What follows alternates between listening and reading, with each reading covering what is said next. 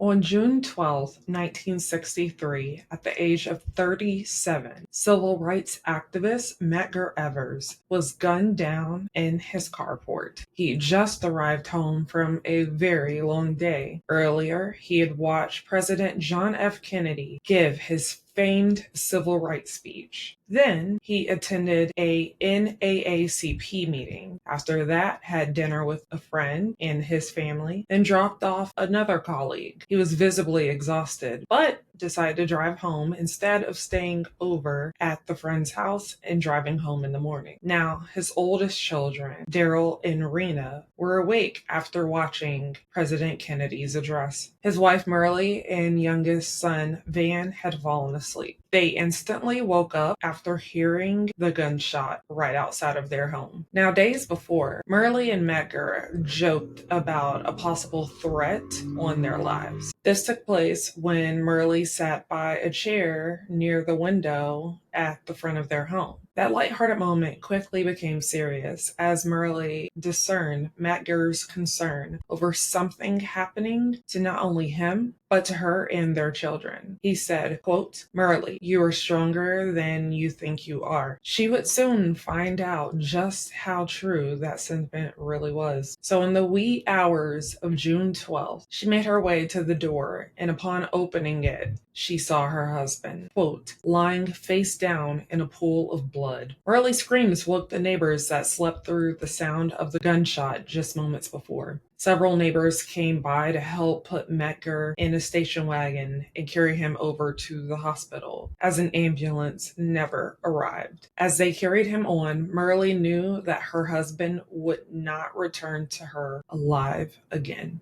Now, the days and months afterwards were not necessarily easy for Myrlie. She managed her own grief as well as helping her children process it too, which they all process their father's death in different ways. And about a month after her husband was slain, Myrlie miscarried. But one thing about Mrs. Myrlie, she vowed to keep her promise to him, to take care of their children, to continue the movement work, and to show that she was not just a professional widow. Did you know any of this? And for more Love Black History, follow I'll Tell You What on Patreon, the two of you, and wherever you get your podcasts.